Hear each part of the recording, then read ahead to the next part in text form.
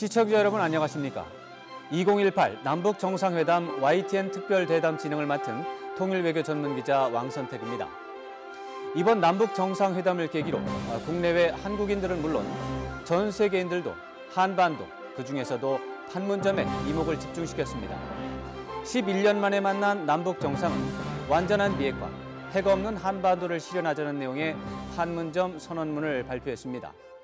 한반도 평화의 역사적인 전환점이 될 수 있는 남북 정상회담에 대한 평가, 그리고 앞으로 과제에 대해서 정부 전문가 자문단을 모시고 자세히 점검하는 시간 갖도록 하겠습니다.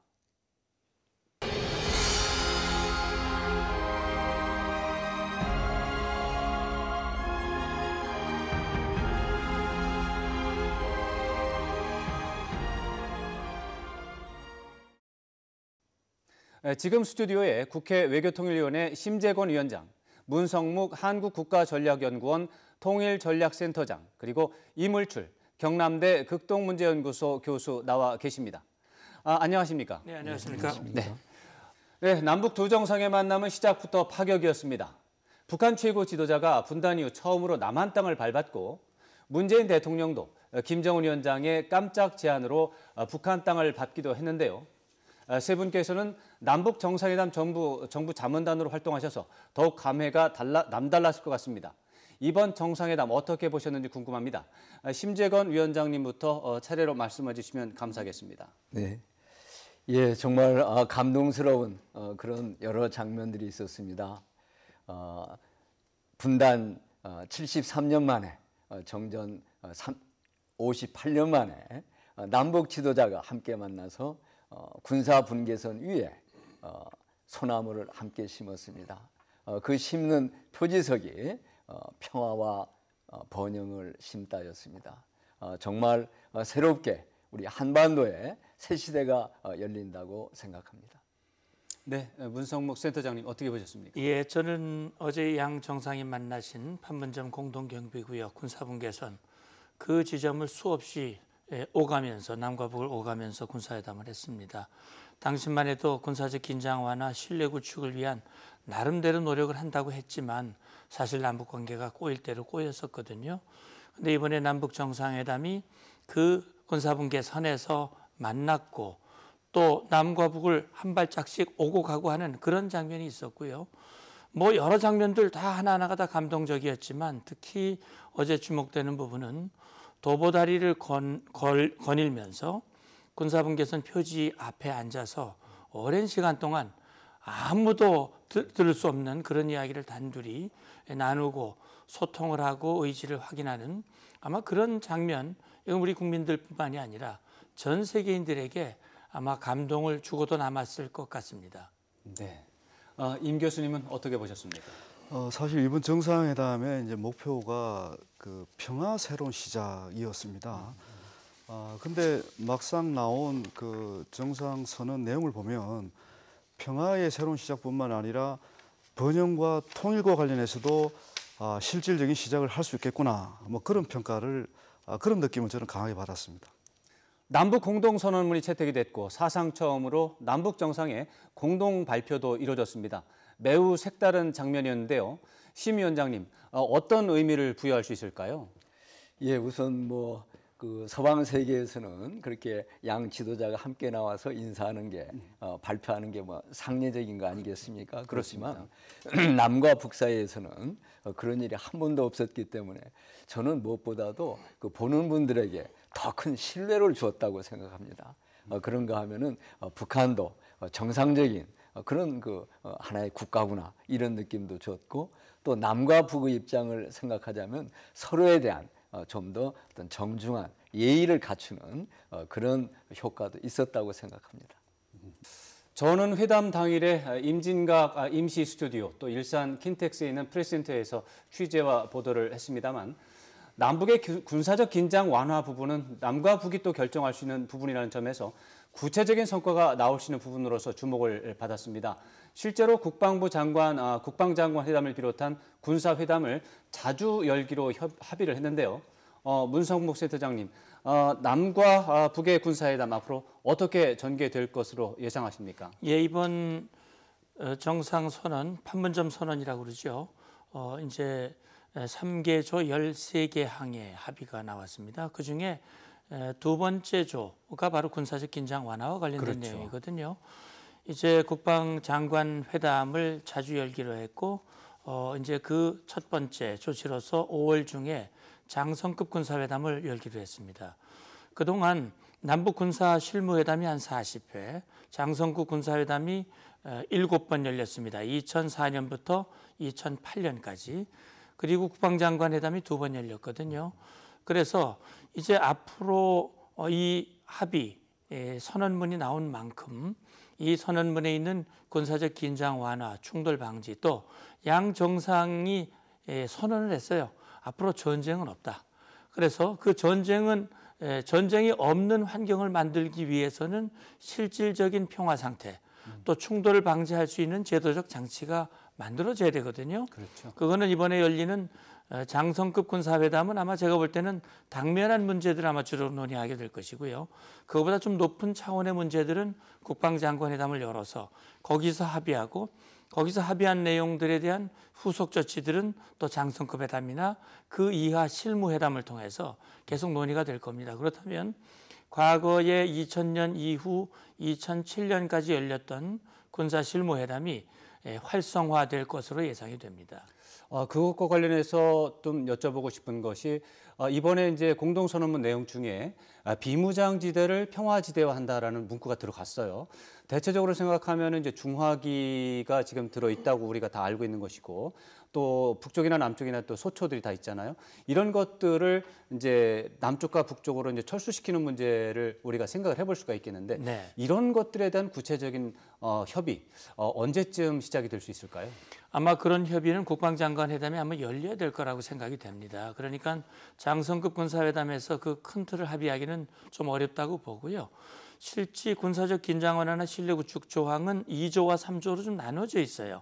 3조에 가면 3조 2항에 보면 남과 북은 군사적 긴장이 해소되고 서로의 군사 신뢰가 실질적으로 구축되는 데 따라 이제 단계적으로 군축을 실현해 나가기로 했거든요.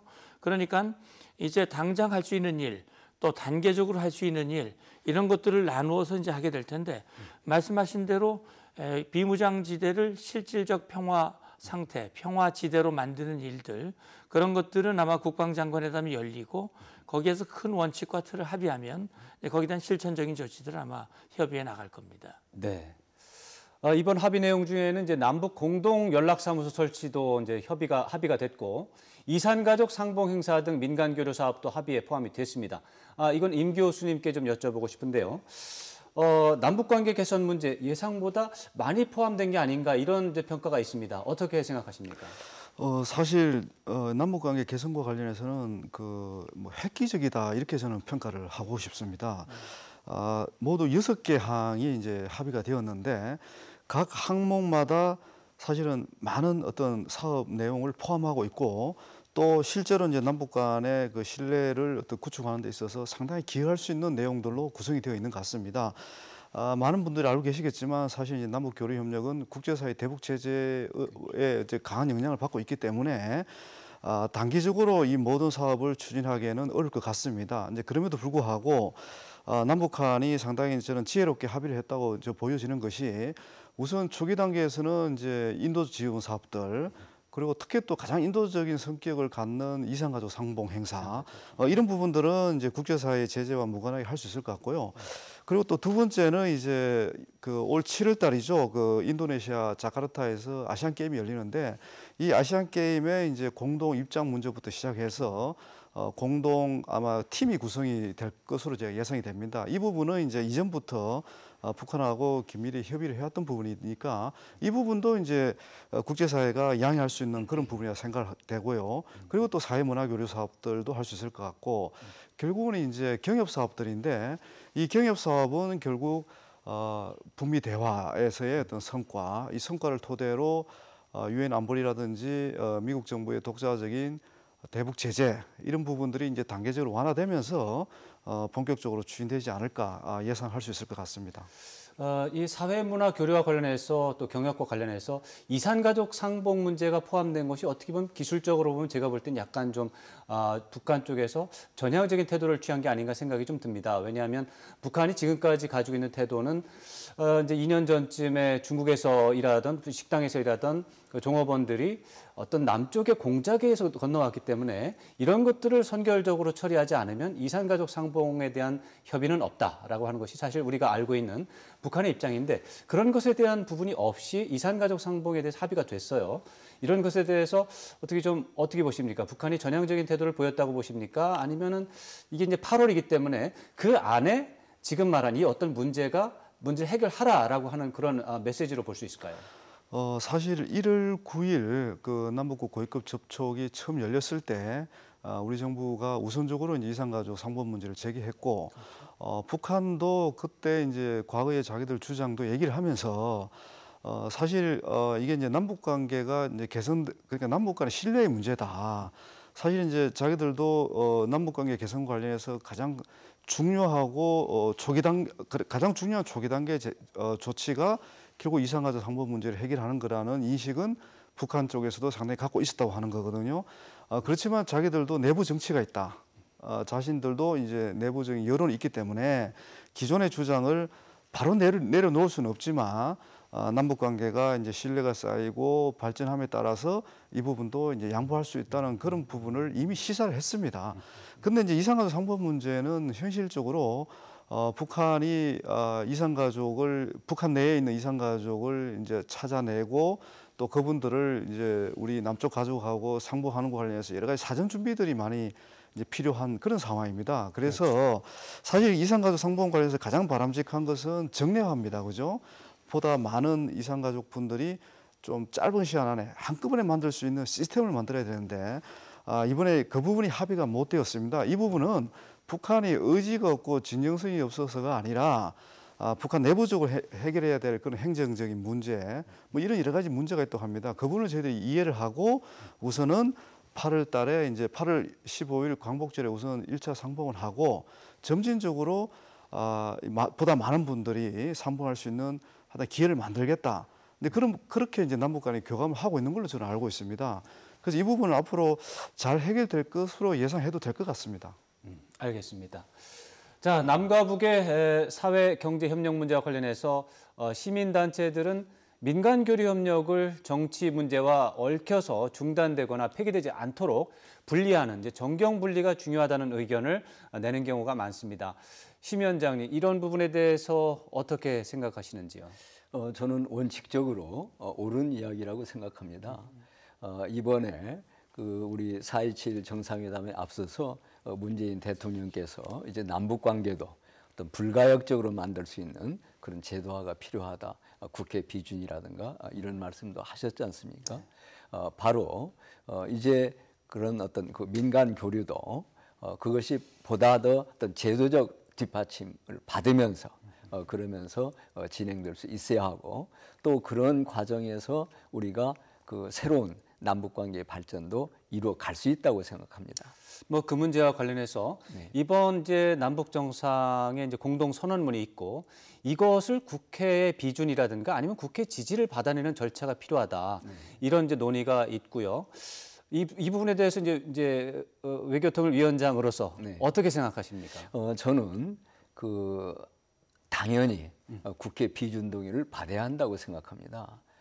왜냐하면은 어쨌든 국가 간의 그런 약속으로서 이미 조세 문제라든가 이중과세 방지라든가 이런 문제 등에 있어서 국회 비준 동의를 받은 바가 있습니다. 남북 관계에 있어서. 따라서 보다 큰 틀에서 이런 공동 선언도 그 비준을 받아야 하고 또 그 비준을 받는 의미가 단순하게 법적 제도화한다는 의미 외에 국론을 하나로 모으는 어떤 공론의 장을 여는 그런 큰 의미가 있다고 생각합니다.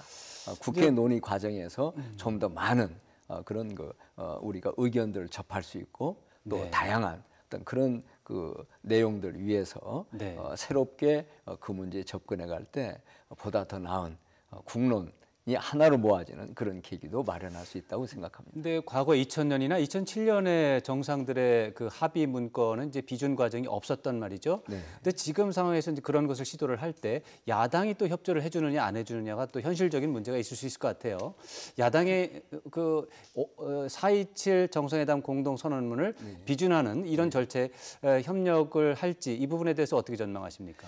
저는 협력하리라고 생각합니다. 그러니까 그 4.27 공동 판문점 선언에 대해서 동의한다가 아니라 그 판문점 선언에 대해서 과연 이것을 우리가 그 국론으로 이렇게 만들어야 하는가에 대해서 저는 당연히 야당도 참여를 원한다고 생각합니다. 네. 그리고 바로 그런 과정이 심도 있게 진행되면서 그 문제가 있다면 있는 대로 그 부분이 함께 보완될 수도 있고 또 한편으로 터무니없는 그런 시비에 불과하다라고 한다면 그런 부분 또한 국민들께서 잘 판단해 주시리라고 생각합니다. 네, 앞으로 이 부분은 좀 이제 정치권에서 좀 더 논의가 필요한 부분이라고 보고요.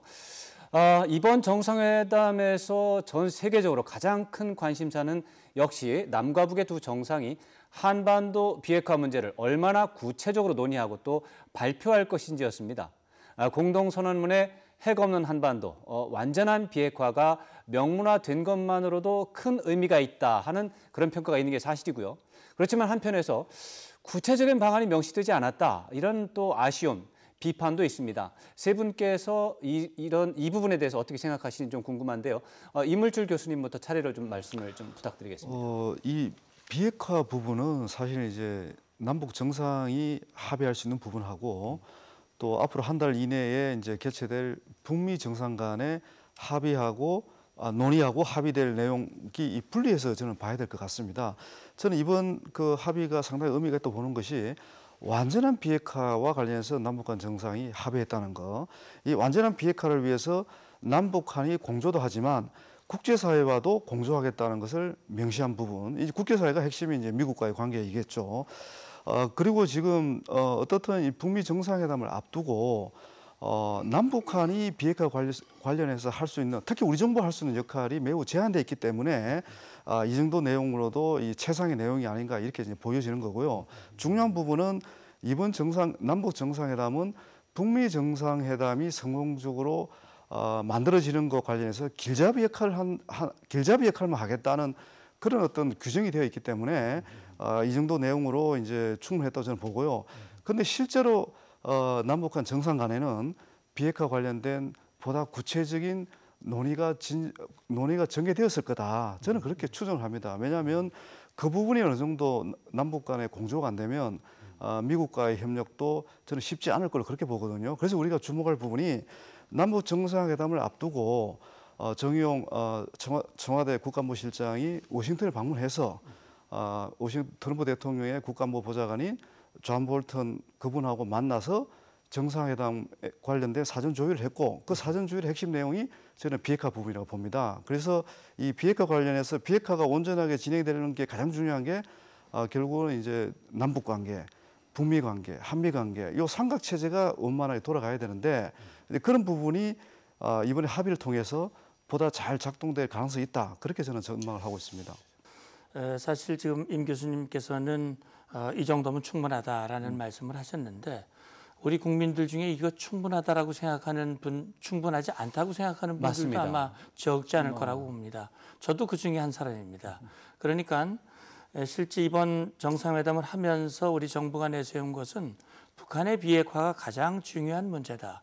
그게 돼야 한반도 평화도 되고 그래야 남북관계 발전도 가능하다라고 얘기를 했고 특히 남북관계 발전과 관련해서는 아예 그걸 후순위로 미루어서 경제 관련 장관도 이번에 회담에 참여도 안 했어요. 수행원으로.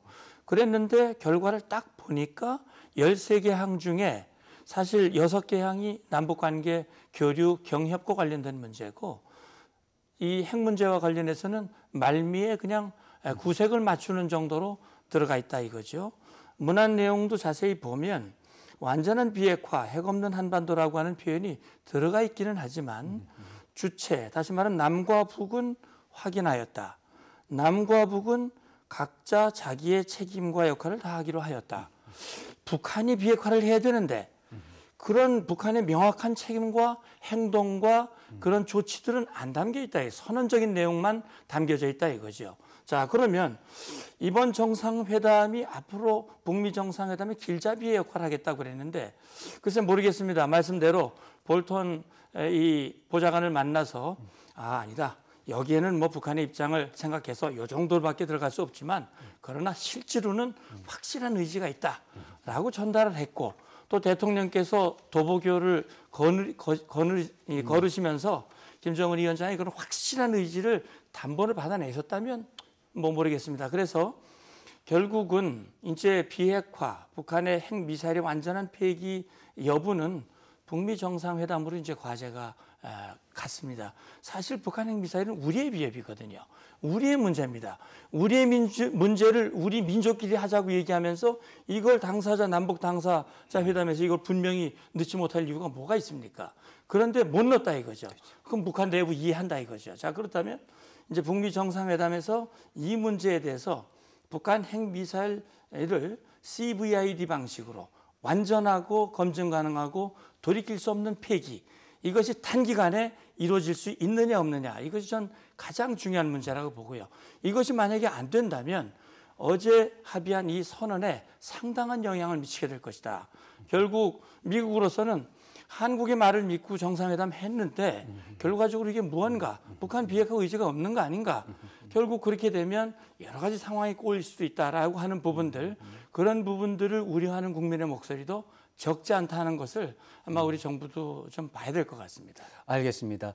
다음으로는 이제 심재원 위원장님의 의견을 들어야 될 순서인데 네. 지금 이제 이물출 교수님의 말에 대해서 이제 의견에 대해서 오늘 센터장님께서 이제 어떻게 보면 반박하는 의견을 주셨기 때문에 제가 간단하게 임 교수님께 기회를 드리겠습니다. 한번 짧은 시간에 반박을 한번 해보시면 좋겠습니다. 예, 감사합니다.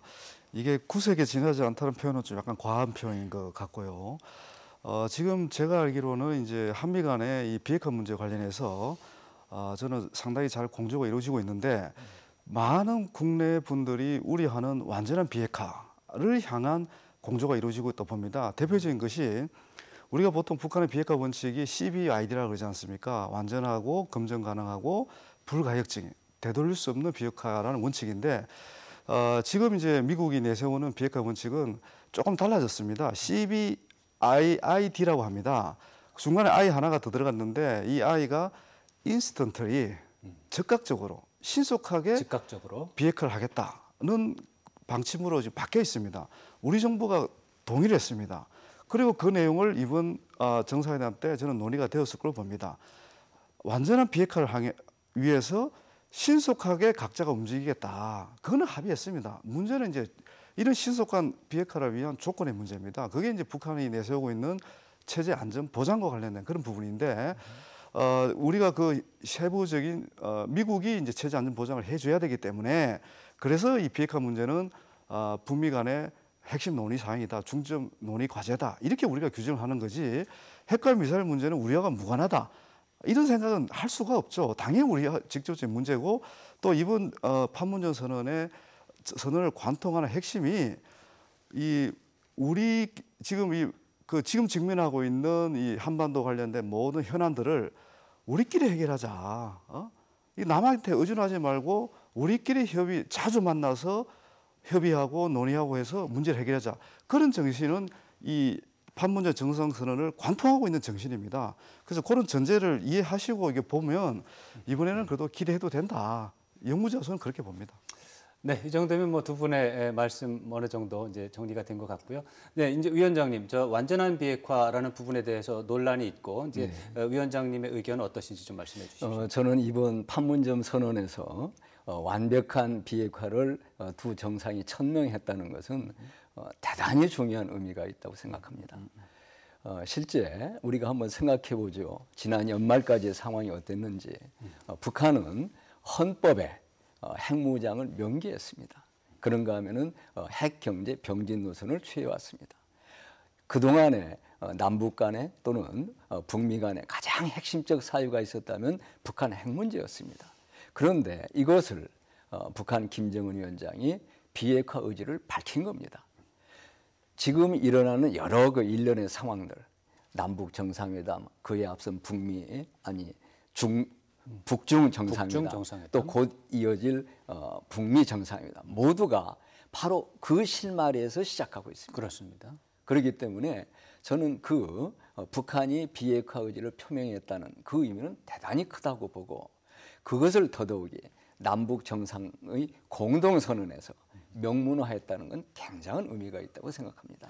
저는 네. 이 북한의 비핵화 문제를 이렇게 생각합니다. 집짓기에 비유하자면은 남북 정상회담은 그것은 비핵화의 주춧돌을 놓는 거다. 그리고 곧 있을 한미 정상회담은 그 비핵화의 집을 짓는데 기둥을 세우는 거다. 이제 끝으로 북미 정상회담에서 이제 비핵화의 집을 완성하는 석가래를 올릴 수 있다. 이렇게 생각을 합니다. 네, 뭐 저는 뭐 위원장님의 의견에 대해서 반대하는 입장은 아닌데 네. 지금 말씀하신 거에 대해서 이제 또 어떻게 우려하는 목소리를 제가 알고 있기 때문에 좀 전달을 드리자면 이번에 이제 공동선언에서 저한테 한번 더 질문해 주십시오. 네, 그렇습니다. 예. 그런 의미에서 이제 말씀을 드리는 건데 이번 정상선언에서 공동선언에서 뭐 비핵화를 한다고 했지만 시한이 언제인지 명확하지 않다. 그 다음에 이행 방법에 대해서 어떻게 할 건지에 대한 어떤 진지한 이런 거 구상이 담겨 있지 않다. 이런 것들 때문에 그동안 이제 북한에 대한 어떤 우리의 불신이 있고, 김정은 국무위원장이 이제 이번에 굉장히 이제 이미지 개선을 하고 있지만 여전히 이제 불신이라고 하는 문제가 있습니다. 어떻게 믿느냐? 이런 얘기인데 이런 부분에 대해서는 위원장님 어떻게 설명하시겠습니까? 저는 조금 전에 말씀드린 대로 남북 정상회담에서 비핵화를 합의했고 그것을 공동선언에 담았다는 것 그 자체가 훌륭하고요. 또 그에 앞서서 북한이 일방적으로 풍계리 핵실험장 디스멘틀 해체입니다. 그리고 그 ICBM 실험 중단을 발표했습니다. 저는 북한이 이미 비핵화 의지를 충분히 보이고 있다고 생각합니다. 그런데 문제는 북한 나름의 비핵화의 조건을 내세웠어요. 첫째, 자신들에 대한 군사적 위협이 해소되어야 한다. 둘째, 체제 안전 보장이 이루어져야 한다. 저는 북한의 입장에서는 주장할 수 있는 내용이라고 생각합니다. 따라서 바로 그 지금들 말씀하신 그런 어떤 CVID도 뭐 좋고 CVIID도 좋고 어쨌든 그런 게 이루어지는 과정에서 당연히 북한의 그 두 조건도 함께 논의가 돼야 한다고 생각합니다. 저는 그래서 이번 북미 회담에서 뭐가 이루어지면 저는 성공이라고 보고 싶냐면요.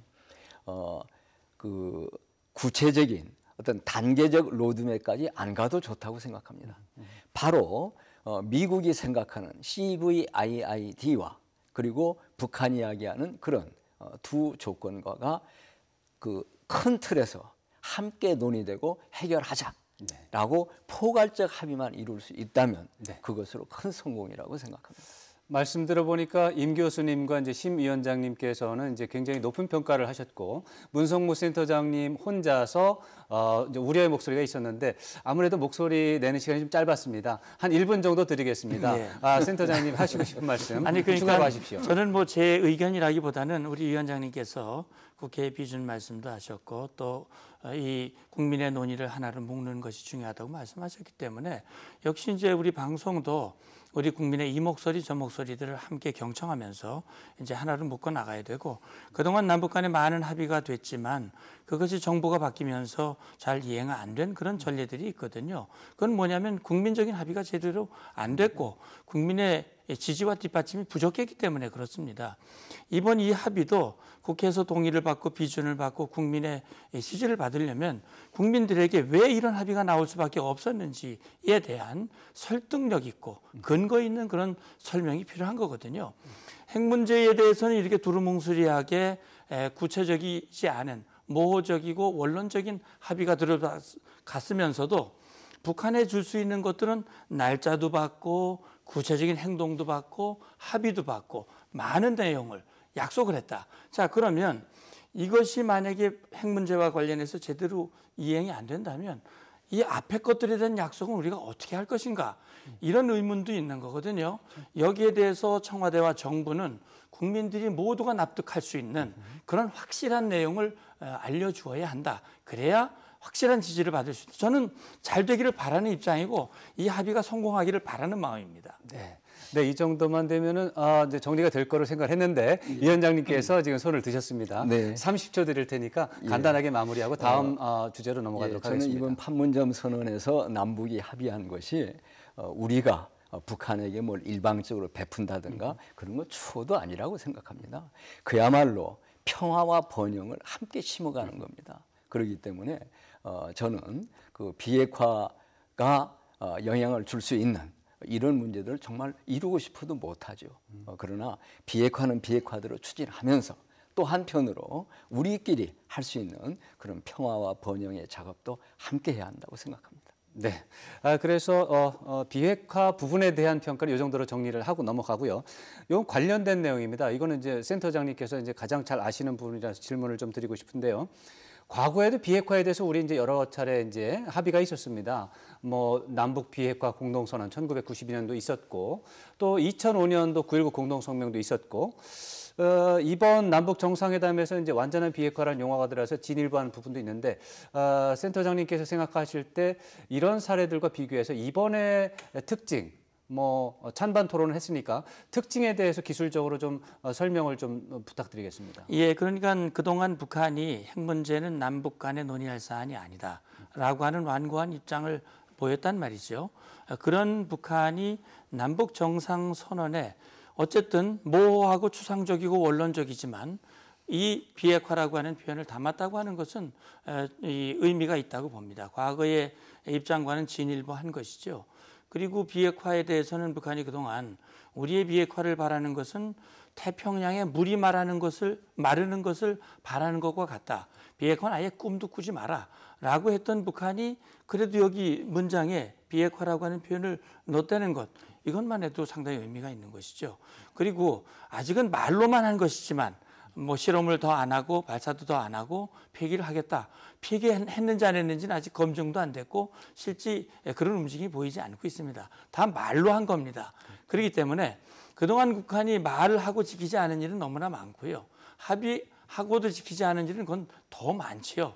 그런 차원에서 봤을 때 지금 한반도 비핵화 공동선언 1991년 합의하고 92년에 비준한 이 합의서는 정말 잘 만들어진 합의거든요.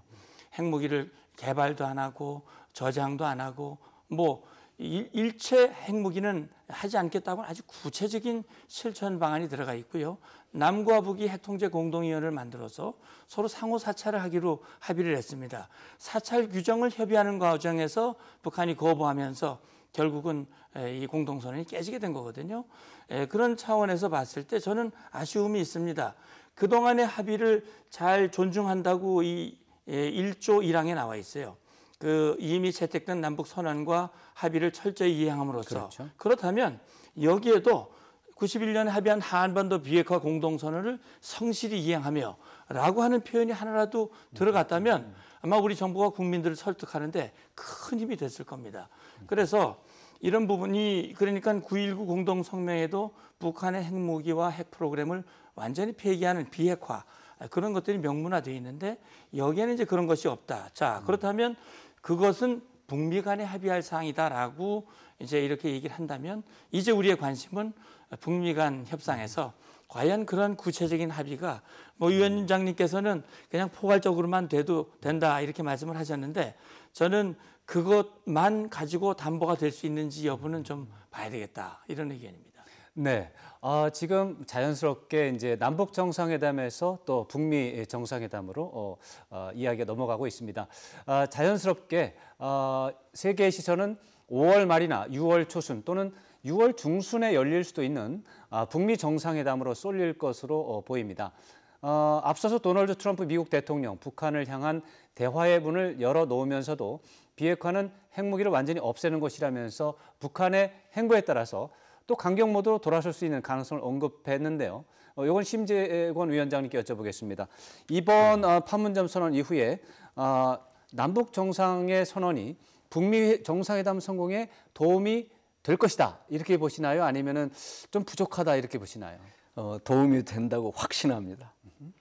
왜냐하면은 아까도 잠깐 말씀드렸지만은 그 북한이 어떤 비핵화 의지를 표명한다는 것 자체가 정말 최근의 상황의 비추어 볼 때 역사적 사변이라고 생각합니다. 어쨌든 그것을 더더욱이 남북 정상회담에서 공동선언문의 형태로 담아냈습니다.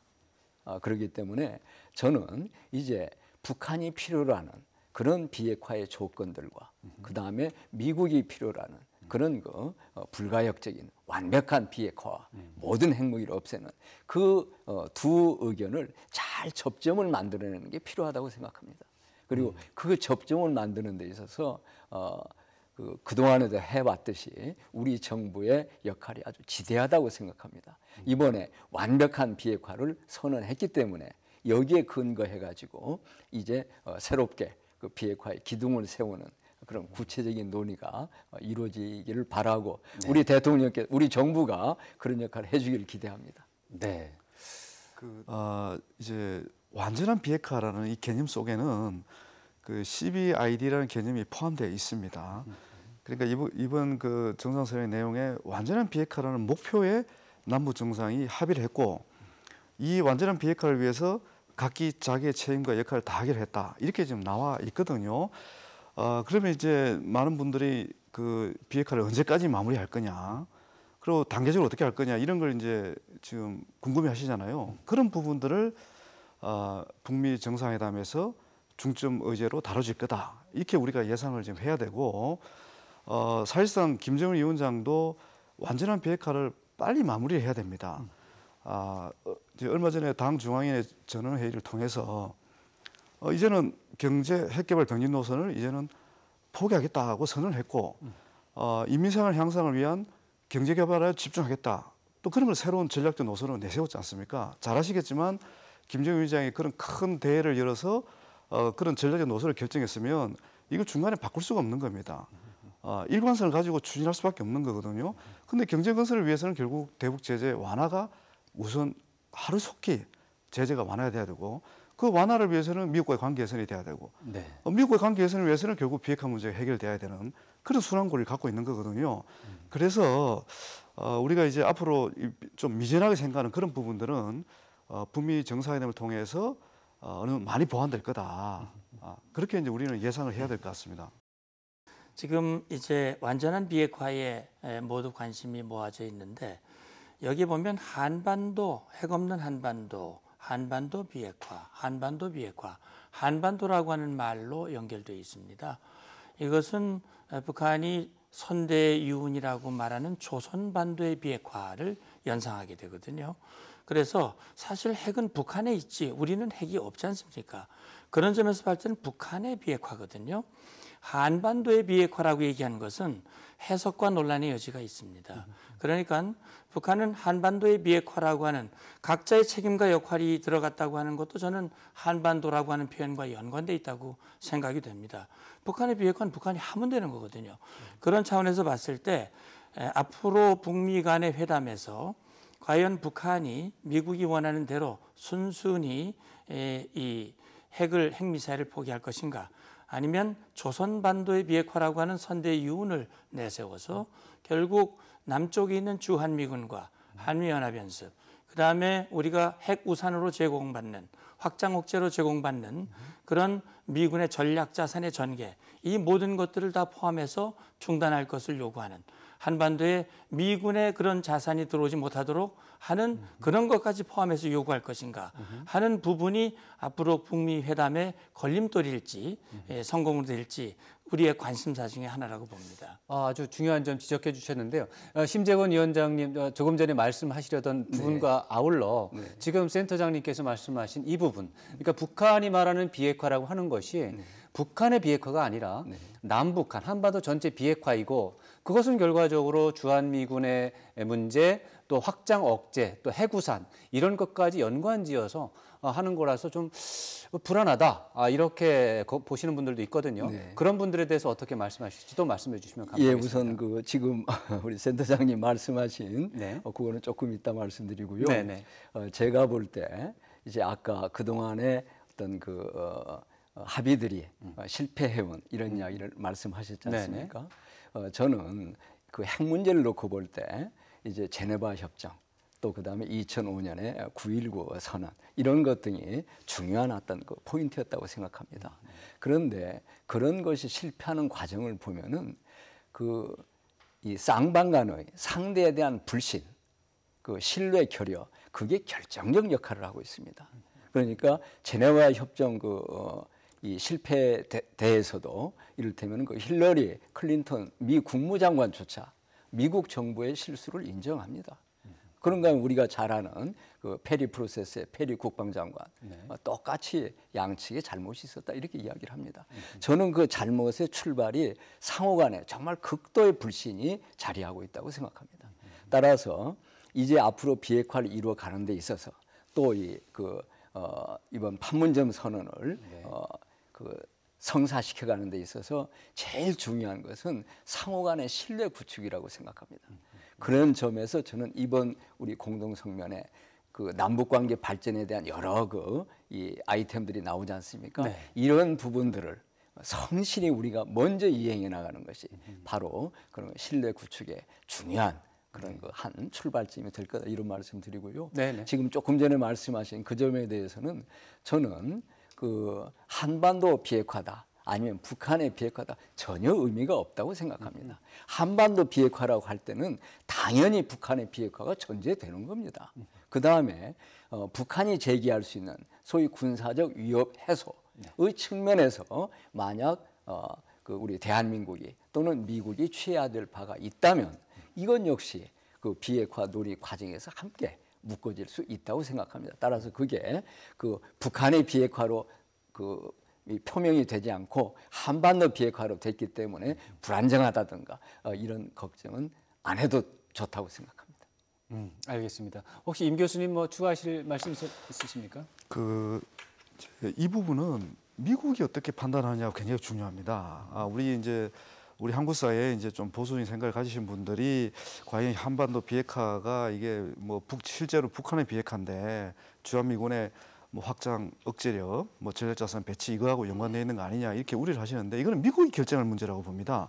사실 이런 주한미군의 전력이라는 것이 북한의 핵 미사일 때문에 이제 강화되어 온 그런 측면이 있는데 실질적으로 북한의 핵 미사일 위협이 없어지는데 이런 조치가 필요 없을 가능성이 굉장히 높은 거 아닙니까?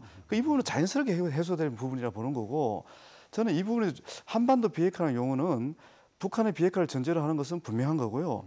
저는 북측 입장을 상당히 고려했다고 봅니다. 왜냐하면 북한 내부적으로도 이 비핵화 관련해서 이렇게 해소해야 될 그러니까 내부 국내 정치적으로 정리되고 또 북한 내 군부라든지 또 보수 세력을 설득하는 것 갖고도 상당히 밀접한 연관이 있는 겁니다. 그래서 만약에 북한 비핵화라는 표현을 쓰면 왜 우리만 핵을 내려놔야 되느냐 이렇게 내부적인 불평 불만이 나올 수가 있는 거거든요. 그런데 한반도 비핵화라는 용어로 북한 내의 어떤 강경 세력을 설득하게 된다면 훨씬 더 많은 명분을 확보할 수 있게 되는 거거든요.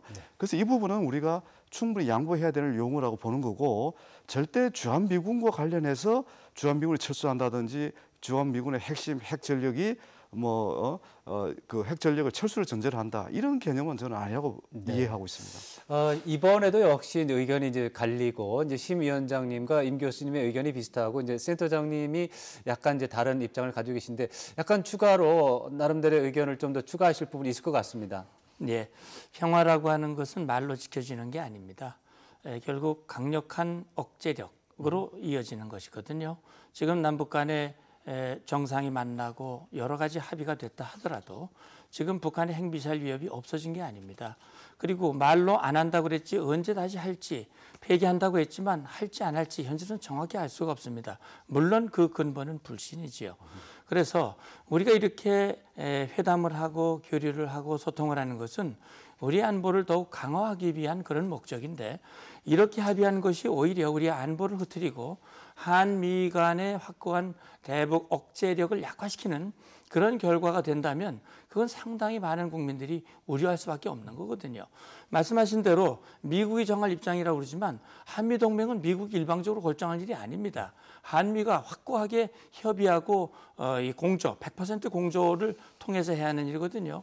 그런 차원에서 제가 볼 때 이제 곧 한미 정상회담이 열리고 한미 대통령께서 거기에 대해서 공조하고 확실한 입장을 함께 해나가기로 한 것은 전 잘한 일이라고 보고요. 그런 차원에서 그런 기회를 통해서 한미 간에 조금이라도 이견이나 갈등이 없도록 적어도 이번 북미 간의 합의가 우리 안보를 해치는 그런 결과가 나오지 않도록 어중간한 입장에서 미국의 국익만 확보하는 그런 합의, 우리의 위협은 별로 해소되지 않는 그런 합의가 나오지 않도록 우리는 정말 잘하지 않으면 상당히 어려움에 처할 수도 있다. 저는 그런 걱정이 되는 겁니다. 아주 자연스럽게 우리 마지막 주제로 이동을 할 수가 있게 됐습니다. 감사합니다. 이제 남북 정상회담 끝났고 이제 북미 정상회담이 열리고 그거에 대해서 여러 가지 이제 의견이 있고 지금 우리 다 이제 같이 경험을 하고 있고 그렇지만 이제 북미 정상회담이 성공적으로 돼서 그야말로 비핵화도 되고 남북관계 개선도 되고 한반도 평화 체제가 정착이 돼야 된다. 이것은 모두가 똑같은 의견일 겁니다. 마지막으로 세 분께 이제 이 북미 정상회담을 성공시키기 위해서 우리가 어떤 전략을 가지고 할 것인가, 어떤 전략을 가지고 미국을 설득할 것인가, 아니면 어떤 전략을 가지고 세계를 우리가 원하는 방향으로 이끌어갈 것인가, 이런 부분에 대해서 좀 말씀을 해주시면 감사하겠습니다. 먼저 심재건 위원장님부터 말씀을 부탁드리겠습니다. 예, 저는 북미 회담을 성공시키기 위해서 또 무엇보다도 북한 비핵화를 꼭 이뤄내기 위해서 저는 기본적으로 모두의 이익이 함께 존중되어야 한다고 생각합니다. 그러니까 미국이 북한의 핵 문제에 대해서 갖는 그런 그 불안감, 또 미국의 국익을 위해서 인정할 수 없는 부분, 이런 부분에 대해서 북한은 존중해야 한다고 생각합니다. 반면에 북한이 어떤 그 군사적 위협 느끼는 것, 또 체제 그 불안을 느끼는 것, 이런 것에 대해서 그것은 어디까지 북한은 내부 문제일 뿐이지 그것이 외적 영향으로 해서 그렇게 되는 것은 외부에서 삼가해 줘야 한다고 생각합니다. 똑같이 북한의 이익을 존중해 줘야 한다고 생각합니다. 저는 마찬가지로 중국도, 일본도, 러시아도 우리 한반도에 대한 나름의 이익들을 갖고 있다고 생각합니다. 그 부분대로 우리가 존중해 줘야 한다고 생각합니다. 마찬가지로 우리가 요구할 수 있는 것은 그 나라들도 우리 남과 북의 한반도의 평화와 번영, 거기에 대한 우리의 어떤 이익을 존중해 줘야 한다고 생각합니다. 따라서 앞으로 이 문제를 풀어감에 있어서 북미 정상회담도 물론이고 서로가 이제 함께 윈윈할 수 있는, 그리고 서로의 필요성을 인정해주고 그것을 진정성을 갖고 서로 보완해주는 이런 노력이 있어야 한다고 생각합니다.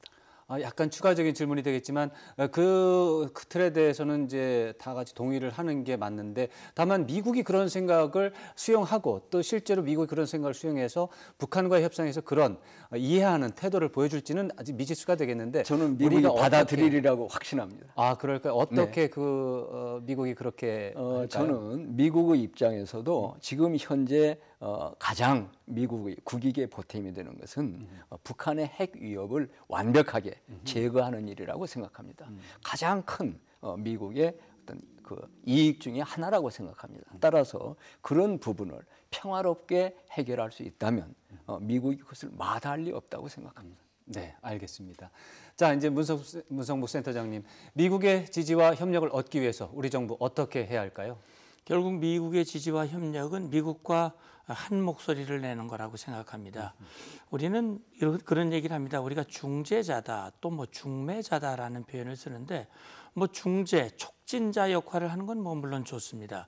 그러나 우리는 한국과 미국이 같은 입장으로 그동안 북한에 대한 확고한 대북 억제력을 유지하고, 또 한국과 미국이 주도적으로 북한의 변화를 위해서 이 유엔의 안보리의 대북 제재, 그다음에 국제사회에서 진행하고 있는 양자 제재, 이런 것들을 통해서 북한으로 하여금 핵미사일을 보유하고는 도저히 북한은 생존할 수 없다라고 하는 인식을 주었다고 저는 봅니다.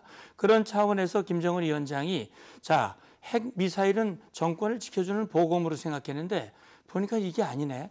너무나 경제적으로 견디기가 힘드네. 그리고 핵미사일을 가지고 봐야 확고한 억제와 오히려 보복력 때문에 이건 도저히 뭐 아무런 필요가 없는 그런 무기가 돼버리고 말았네. 차라리 이걸 던지고 국제사회로부터 제재 해제받고 이 경제 지원을 확보하는 것이야말로 오히려 정권과 체제를 유지하는 유일한 길이겠네. 마침 남측의 문재인 정부가 우리를 도와줄 마음이 있다고 하니 이 기회에 문재인 대통령과 좀 협의를 해서 미국을 설득하고 그렇게 이번에 좀 그렇게 했으면 좋겠네. 제가 말씀드린 이것이 바로 김정은 위원장의 생각이라면 저는 북미 정상회담도 저는 긍정적인 결과가 되리라고 보는데, 그런 차원에서 우리 정부가 미국과 북한 사이의 중간자적 입장에서 어정쩡한 입장에서 북한의 입장을 미국에 설득을 해가지고 미국의 입장을 좀 낮추도록 만들고 하는 그런 역할을 한다면 아마 미국의 신뢰를 받기 어려울 겁니다. 오히려 미국과 같은 목소리를 내면서 북한을 설득을 해서 이번에 북한이 결단하고 하지 않으면 길이 없다. 미국과 국제사회의 입장은 확고하다라고 하는 것을 저는 그래서 내일 어제 그 도보다리에서 우리 대통령께서 아마 그걸 많이 말씀을 하셨고, 김정은 위원장이 유심히 들으면서 고개도 끄덕거리기도 하고 웃기도 하고 긴장하기도 하고 그랬는데, 아마 그런 말씀을 적극 설득을 해서 그렇게 했다면 전 좋으리라고 보는데, 그래서 저는 한미가 확고한 소통과 공조, 그다음에 북한 핵미사일이 폐기될 때까지는 대북 억제와 압박을 낮춰서는 안 된다라고 하는 말씀을 드리고 싶습니다. 네, 감사합니다. 마지막으로 이물철 교수님, 미국의 지지와 협력을 받아서 비핵화 문제 해결하고 한반도 평화체제 구축을 정착하는, 어떻게 하면 되겠습니까? 사실 저도 이 합의 자체도 중요하지만 이행이 더 중요하다고 일단 봅니다. 그 과거 역사를 보면 결국 이제 어떻게 보면 이번 합의도 파격적이지만 과거에 나온 합의들도 파격적인 내용을 담은 합의들이 굉장히 많았습니다. 그렇죠. 그때 이행이 안 되었습니다. 왜 이행이 안 되었냐를 이제 큰 틀에서 보면 결국 남북 공조만으로도 안 되고 또 한국과 미국과의 공조만으로도 안 되고 결국 이제 한미 공조, 남북 공조가 함께 잘 나가야 이게 성공 가능성이 높더라, 이런 판단을 우리가 결론을 내릴 수밖에 없지 않습니까? 그래서 앞으로 저는 우리 정부가 이미 밝힌 내용이기도 한데 남북한 미국 3자 정상회담을 성사시켰으면 좋겠습니다. 그래서 각자의 그 양자 간의 합의도 중요하지만 3자 정상회담에서 비핵화 관련된 합의를 하고 또 이행 약속을 하고 의지를 다진다면 그 어느 때보다 정말 핵 없는 한반도를 만들 가능성이 굉장히 높다. 저는 그렇게 지금 전망하고 있습니다. 네, 감사합니다. 네, YTN 특별대담 오늘 이 정도로 정리를 하겠습니다. 토론에 참여해 주신 세 분, 오늘 정말 감사합니다. 고맙습니다. 네, 북핵 문제, 지난 30년 가까이 한반도 안보 구조의 악순환 요소였지만 가끔씩 문제 해결의 기회를 만난 적도 있었습니다. 그렇지만 그때마다 국제 정세에서 모순이 발생하거나 국내적으로 북핵 문제가 정치 쟁점화하면서 기회를 살리지 못했습니다. 이번에 문재인 대통령과 김정은 국무위원장이 통큰 결단을 내려서 다시 한번 북핵 문제 해결의 전기를 마련했고, 또 미국과 중국의 정상들도 지지하는 입장을 보이고 있습니다. 이제 국내 정치적으로 정쟁의 대상으로 삼지만 않는다면 북핵 문제도 해결하고 또 한반도 평화체제도 구축할 수 있는 최고의 기회가 온 것으로 볼 수 있습니다. 정부 여당의 최고 지도자들은 물론이고 야당의 지도자들도 이번만큼은 정치적 이익보다는 국가와 민족의 이익을 중시해서 단합하는 모습을 보여주면 참 좋겠습니다. 시청자 여러분, 고맙습니다.